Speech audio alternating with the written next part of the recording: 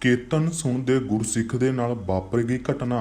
ਰਾਗਿਆਂ ਦੇ ਪਿੱਛੇ ਬੈਠੇ ਇੱਕ ਬੰਦੇ ਨਾਲ ਹੋਇਆ ਵੱਡਾ ਚਮਤਕਾਰ। ਸੋ ਸਾਧ ਸੰਗਤ ਜੀ, ਅੱਜ ਤੁਹਾਨੂੰ ਇੱਕ ਅਜਿਹੀ ਘਟਨਾ ਬਾਰੇ ਦੱਸਣ ਜਾ ਰਹੇ ਹਾਂ ਜਿਸ ਨੂੰ ਸੁਣ ਕੇ ਤੁਹਾਡਾ ਗੁਰੂ ਸਾਹਿਬ ਦੇ ਉੱਤੇ ਵਿਸ਼ਵਾਸ ਹੋਰ ਵੀ ਪੱਕਾ ਹੋ ਜਾਵੇਗਾ। ਸੋ ਵੀਡੀਓ ਸ਼ੁਰੂ ਕਰਨ ਤੋਂ ਪਹਿਲਾਂ ਆਓ ਫਤਿਹ ਦੀ ਸਾਂਝ ਪਾਈਏ। ਗੱਜ ਕੇ ਬੁਲਾਓ ਫਤਿਹ, ਆਖੋ ਜੀ ਵਾਹਿਗੁਰੂ ਜੀ ਕਾ ਖਾਲਸਾ, ਵਾਹਿਗੁਰੂ ਜੀ ਕੀ ਫਤਿਹ। ਸ਼੍ਰੀ ਹਰਿਮੰਦਰ ਸਾਹਿਬ, ਇਹ ਨਾਮ ਸੁਣਦਿਆਂ ਹੀ ਹਰ ਇੱਕ ਸ਼ਰਧਾਮਾਨ ਵਿਅਕਤੀ ਦੇ ਵਿੱਚ ਸ਼ਰਧਾ ਦੀ ਲੋਹ ਜਗ ਜਾਂਦੀ ਹੈ। ਸਰੋਵਰ ਦੇ ਵਿੱਚ ਝਲਕਦੀ ਹੋਈ ਹਰਿਮੰਦਰ ਸਾਹਿਬ ਦੀ ਕਾਇਆ ਪਾਣੀ ਅਤੇ ਬਾਣੀ ਦਾ ਸੁਮੇਲ ਦਰਸਾਉਂਦੀ ਹੈ। ਗੁਰੂ ਰਾਮਦਾਸ ਜੀ ਮਹਾਰਾਜ ਜੀ ਦੇ ਦਰ ਦੀ ਵਡਿਆਈ ਇਸ ਸਮੇਂ ਪੂਰਾ ਸੰਸਾਰ ਕਰਦਾ ਹੈ। ਜੋ ਵੀ ਇੱਕ ਵਾਰ ਸ਼ਰਧਾ ਦੇ ਨਾਲ ਦਰਬਾਰ ਸਾਹਿਬ ਦੇ ਦਰਸ਼ਨ ਕਰ ਲੈਂਦਾ ਹੈ, ਉਸ ਦੇ ਮਨ ਦੇ ਵਿੱਚੋਂ ਦਰਬਾਰ ਸਾਹਿਬ ਦਾ ਮਨਮੋਹਕ ਦ੍ਰਿਸ਼ ਕਦੇ ਵੀ ਨਹੀਂ ਨਿਕਲਦਾ ਤੇ ਦਿਲ ਦੇ ਵਿੱਚ ਸਤਿਕਾਰ ਪੈਦਾ ਹੁੰਦਾ ਹੈ। ਸਤਿਕਾਰ ਸ਼ਬਦ ਵੀ ਬਹੁਤ ਉੱਚਾ ਹੈ। ਕੋਈ ਕਿਸੇ ਤੋਂ ਵੀ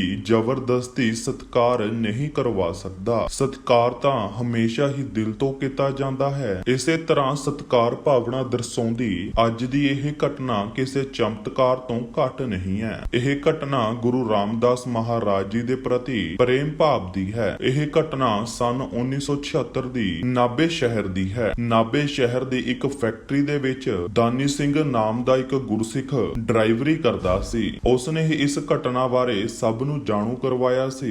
ਘਟਨਾ ਕੁਝ ਇਸ ਪ੍ਰਕਾਰ ਹੈ ਕਿ ਉਸ ਫੈਕਟਰੀ ਦੀਆਂ ਮਸ਼ੀਨਾਂ ਦੇ ਵਿੱਚ ਖਰਾਬੀ ਆ ਗਈ ਸੀ ਤੇ ਮਸ਼ੀਨਾਂ ਜਰਮਨ ਮੇਡ ਹੋਣ ਕਾਰਨ ਉਹਨਾਂ ਨੂੰ ਠੀਕ ਕਰਵਾਉਣ ਵਾਸਤੇ ਹੀ ਜਰਮਨ ਤੋਂ ਇੰਜੀਨੀਅਰ ਬੁਲਾਉਣਾ ਪਿਆ ਸੀ। ਦਾਨਾ ਸਿੰਘ ਜੀ ਨੇ ਕਿਹਾ ਕਿ ਉਸ ਇੰਜੀਨੀਅਰ ਨੂੰ ਮਸ਼ੀਨਾਂ ਠੀਕ ਕਰਨ ਦੇ ਲਈ 4 ਤੋਂ 5 ਦਿਨ ਲੱਗੇ। ਦਾਨਾ ਸਿੰਘ ਜੀ ਨੂੰ ਇਹ ਸਭ ਇਸ ਦੇ ਲਈ ਪਤਾ ਸੀ ਕਿਉਂਕਿ ਦਾਨੇ ਸਿੰਘ ਦੀ ਡਿਊਟੀ ਵੀ ਉਸੇ ਇੰਜੀਨੀਅਰ ਦੇ ਨਾਲ ਲਗਾ ਦਿੱਤੀ ਗਈ ਸੀ, ਕਿਉਂਕਿ ਦਾਨੇ ਸਿੰਘ ਜੀ ਨੂੰ ਵੀ ਅੰਗਰੇਜ਼ੀ ਭਾਸ਼ਾ ਦੀ ਥੋੜੀ ਬਹੁਤ ਸਮਝ ਸੀ। ਮਸ਼ੀਨਾਂ ਠੀਕ ਕਰਨ ਤੋਂ ਬਾਅਦ ਇੰਜੀਨੀਅਰ ਨੇ ਕਿਹਾ ਕਿ ਉਹ ਕੁਝ ਦਿਨ ਇੰਡੀਆ ਦੇ ਵਿੱਚ ਹੋਰ ਰੁਕੇਗਾ ਕਿ ਇੱਥੇ ਨੇੜੇ ਕੋਈ ਦੇਖਣਯੋਗ ਜਗ੍ਹਾ ਹੈ। ਜਦੋਂ ਕੋਈ ਵੀ ਕਿਸੇ ਗੁਰਸਿੱਖ ਨੂੰ ਇਸ ਤਰ੍ਹਾਂ ਪੁੱਛਦਾ ਹੈ ਤਾਂ ਸਭ ਤੋਂ ਪਹਿਲਾਂ ਨਾਮ ਜ਼ੁਬਾਨ ਦੇ ਉੱਤੇ ਗੁਰੂ ਰਾਮਦਾਸ ਜੀ ਦੇ ਦਰ ਦਾ ਹੀ ਆਉਂਦਾ ਹੈ। ਤੇ ਉੱਥੇ ਦਾਨਾ ਸਿੰਘ ਜੀ ਨੇ ਕਿਹਾ ਕਿ ਸਰ, ਇੱਥੇ ਦੇਖਣ ਦੇ ਲਈ ਦਰਬਾਰ ਸਾਹਿਬ ਬਹੁਤ ਵਧੀਆ ਜਗ੍ਹਾ ਹੈ। ਤੁਸੀਂ ਜ਼ਰੂਰ ਹੀ ਗੋਲਡਨ ਟੈਂਪਲ ਦਾ ਨਾਮ ਪਹਿਲਾਂ ਸੁਣਿਆ ਹੋਵੇਗਾ। ਅੱਗੋਂ ਇੰਜੀਨੀਅਰ ਨੇ ਕਿਹਾ ਕਿ ਮੈਂ ਬਹੁਤ ਵਾਰ ਗੋਲਡਨ ਟੈਂਪਲ ਦਾ ਨਾਮ ਸੁਣਿਆ ਹੈ। ਮਨ ਦੇ ਵਿੱਚ ਇੱਛਾ ਵੀ ਸੀ ਕਿ ਇੱਕ ਵਾਰ ਇਸ ਨੂੰ ਜ਼ਰੂਰ ਦੇਖਾਂਗਾ। ਉਸ ਤੋਂ ਬਾਅਦ ਇੰਜੀਨੀਅਰ ਨੇ ਆਪਣਾ ਸਮਾਨ ਪੈਕ ਕੀਤਾ ਅਤੇ ਉਸ ਤੋਂ ਬਾਅਦ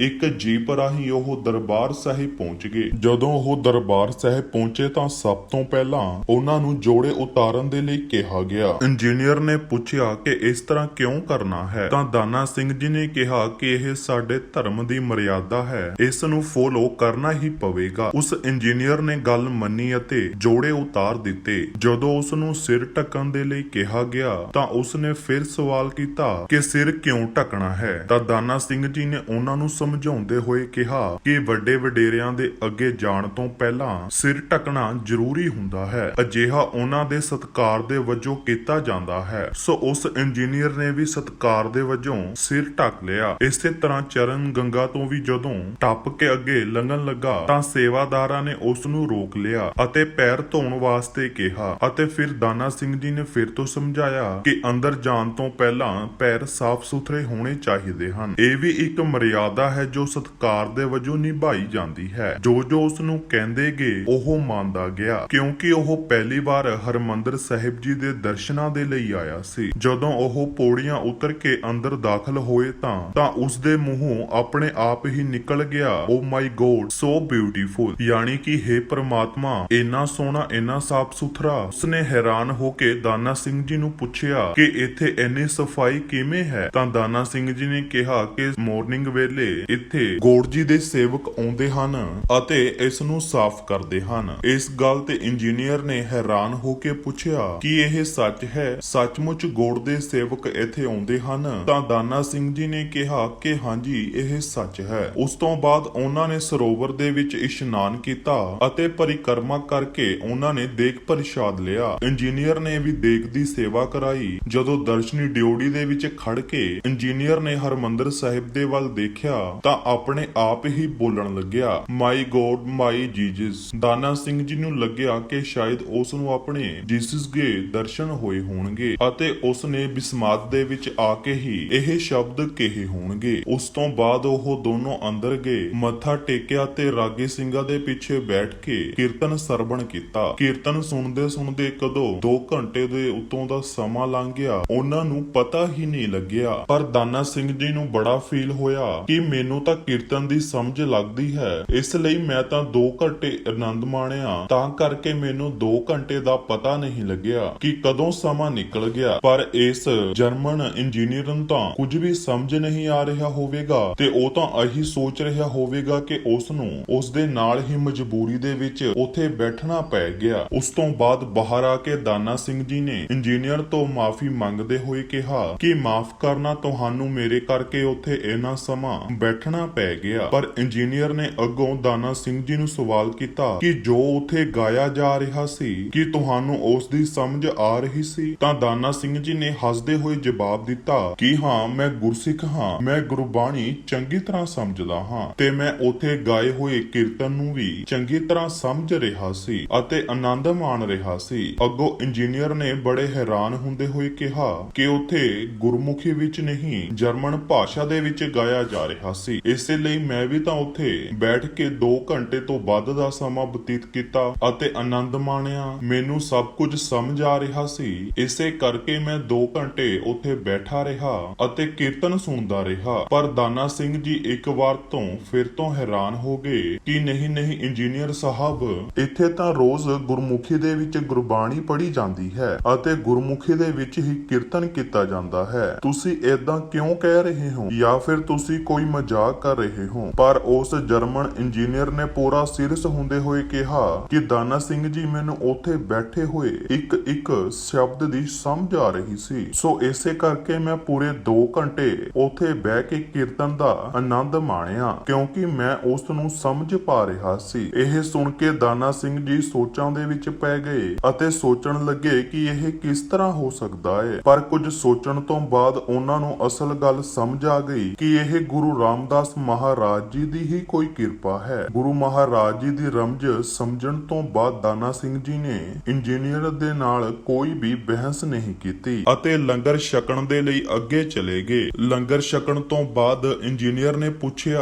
ਕਿ ਇਸ ਫੂਡ ਦੇ ਪੈਸੇ ਕਿੱਥੇ ਪੇ ਕਰਨੇ ਹਨ? ਤਾਂ ਦਾਨਾ ਸਿੰਘ ਜੀ ਨੇ ਕਿਹਾ ਕਿ ਇਹ ਸਭ ਫ੍ਰੀ ਹੈ। ਫ੍ਰੀ ਦਾ ਨਾਮ ਸੁਣ ਕੇ ਇੱਕ ਵਾਰ ਇੰਜੀਨੀਅਰ ਫਿਰ ਤੋਂ ਹੈਰਾਨ ਹੋਇਆ ਕਿ ਇੰਨੇ ਸਾਰੇ ਲੋਕ ਸਾਰੇ ਹੀ ਫ੍ਰੀ ਦੇ ਵਿੱਚ ਖਾਣਾ ਖਾਂਦੇ ਹਨ? ਤਾਂ ਦਾਨਾ ਸਿੰਘ ਜੀ ਨੇ ਕਿਹਾ ਹਾਂਜੀ, ਇੱਥੇ ਲੱਖਾਂ ਦੀ ਹਜ਼ਾਰਾਂ ਦੇ ਵਿੱਚ ਰੋਜ਼ ਹੀ ਲੋਕੀ ਫ੍ਰੀ ਦੇ ਵਿੱਚ ਲੰਗਰ ਖਾਂਦੇ ਹਨ ਅਤੇ ਇਹ ਮਰਿਆਦਾ ਬਹੁਤ ਹੀ ਪਹਿਲਾਂ ਤੋਂ ਚੱਲੀ ਆ ਰਹੀ ਹੈ ਅਤੇ ਇਹ ਅੱਗੇ ਵੀ ਇਦਾਂ ਹੀ ਚੱਲਦੀ ਰਹੇਗੀ। ਤਾਂ ਹੁਣ ਉਸ ਇੰਜੀਨੀਅਰ ਦੀ ਹੈਰਾਨੀ ਦੀ ਹੱਦ ਨਹੀਂ ਰਹੀ ਸੀ, ਉਹ ਹੋਰ ਜਾਣਨ ਵਾਸਤੇ ਉਤਸੁਕ ਹੋ ਰਿਹਾ ਸੀ। ਇਸ ਕਰਕੇ ਉਹ ਸਮਾਪਤੀ ਤੱਕ ਦਰਬਾਰ ਸਾਹਿਬ ਹੀ ਰਿਹਾ। ਸਮਾਪਤੀ ਤੋਂ ਬਾਅਦ ਜਦੋਂ ਸ੍ਰੀ ਗੁਰੂ ਗ੍ਰੰਥ ਸਾਹਿਬ ਮਹਾਰਾਜ ਜੀ ਨੂੰ ਪਾਲਕੀ ਸਾਹਿਬ ਦੇ ਵਿੱਚ ਅਕਾਲ ਤਖਤ ਸਾਹਿਬ ਦੇ ਵੱਲ ਲੈ ਜਾਣ ਲੱਗੇ ਤਾਂ ਉਸ ਜੀ ਨੇ ਦਾਨਾ ਸਿੰਘ ਜੀ ਨੂੰ ਫੇਰ ਪੁੱਛਿਆ ਕਿ ਇਹ ਕੀ ਹੋ ਰਿਹਾ ਹੈ? ਤਾਂ ਦਾਨਾ ਸਿੰਘ ਜੀ ਨੇ ਕਿਹਾ ਕਿ ਗੋੜ ਆਪਣੇ ਵਿਸ਼ਰਾਮ ਸਥਾਨ ਤੇ ਜਾ ਰਹੇ ਹਨ। ਇਹ ਸੁਣ ਕੇ ਉਸ ਇੰਜੀਨੀਅਰ ਨੇ ਵੀ ਜਾ ਕੇ ਪਾਲਕੀ ਸਾਹਿਬ ਨੂੰ ਮੋਢਾ ਲਗਾ ਲਿਆ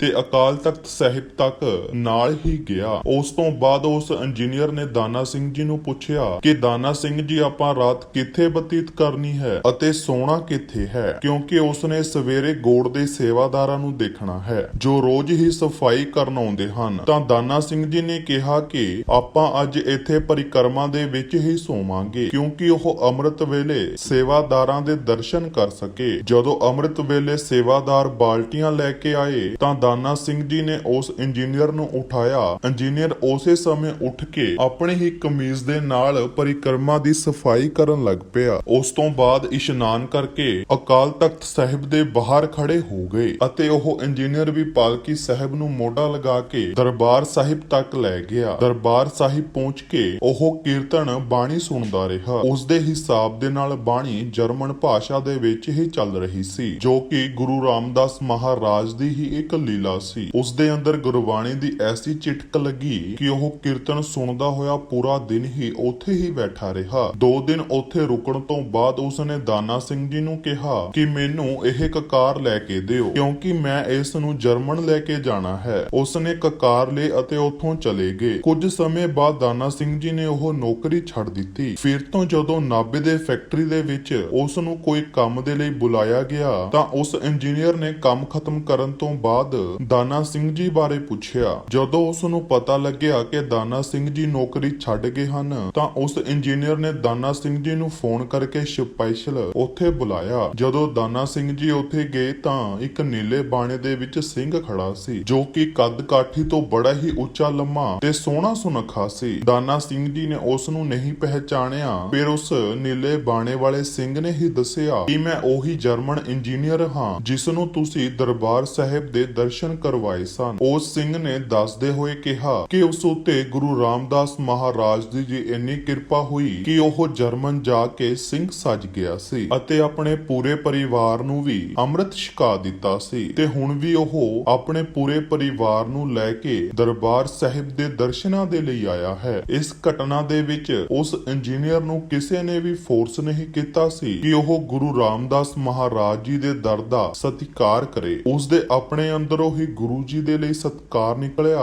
ਅਤੇ ਫਿਰ ਸਤਿਗੁਰੂ ਜੀ ਨੇ ਉਸ ਦੀ ਬਾਹ ਫੜ ਲਈ। ਉਸ ਨੂੰ ਕਿਸੇ ਨੇ ਨਹੀਂ ਕਿਹਾ ਸੀ ਕਿ ਸਿੰਘ ਸੱਜ, ਪਰਮਾਤਮਾ ਦੀ ਮਿਹਰ ਹੋਈ ਤੇ ਉਹ ਸਿੰਘ ਸੱਜ ਗਿਆ। ਗੁਰੂ ਮਹਾਰਾਜ ਦੀ ਕੋਈ ਵੀ ਸੀਮਾ ਨਹੀਂ ਹੈ, ਉਹ ਕਦੀ ਵੀ ਕਿਸੇ ਤੇ ਵੀ ਮਿਹਰ ਕਰ ਸਕਦਾ ਹੈ। ਸੋ ਸਾਧ ਸੰਗਤ ਜੀ, ਇੱਕ ਛੋਟੀ ਜਿਹੀ ਬੇਨਤੀ ਹੈ ਕਿ ਵੀਡੀਓ ਨੂੰ ਲਾਈਕ ਅਤੇ ਰਿਸ਼ਤੇਦਾਰਾਂ ਦੇ ਨਾਲ ਸ਼ੇਅਰ ਜ਼ਰੂਰ ਕਰੋ ਜੀ। ਹੋਰ ਨਵੀਆਂ ਵੀਡੀਓਜ਼ ਦੇਖਣ ਦੇ ਲਈ ਚੈਨਲ ਨੂੰ ਸਬਸਕ੍ਰਾਈਬ ਕਰ ਲਵੋ ਅਤੇ ਬੈਲ ਆਈਕਨ ਜ਼ਰੂਰ ਦਬਾ ਲੈਣਾ। ਇਸ ਨਾਲ ਸਾਡੀ ਹਰ ਨਵੀਂ ਵੀਡੀਓ ਸਭ ਤੋਂ ਪਹਿਲਾਂ ਤੁਹਾਡੇ ਤੱਕ ਪਹੁੰਚ ਜਾਵੇਗੀ। ਮਿਲਦੇ ਹਾਂ ਅਗਲੀ ਵੀਡੀਓ ਦੇ ਵਿੱਚ। ਬੁਲਾਓ ਫਤਿਹ, ਆਖੋ ਜੀ ਵਾਹਿਗੁਰੂ ਜੀ ਕਾ ਖਾਲਸਾ, ਵਾਹਿਗੁਰੂ ਜੀ ਕੀ ਫਤਿਹ।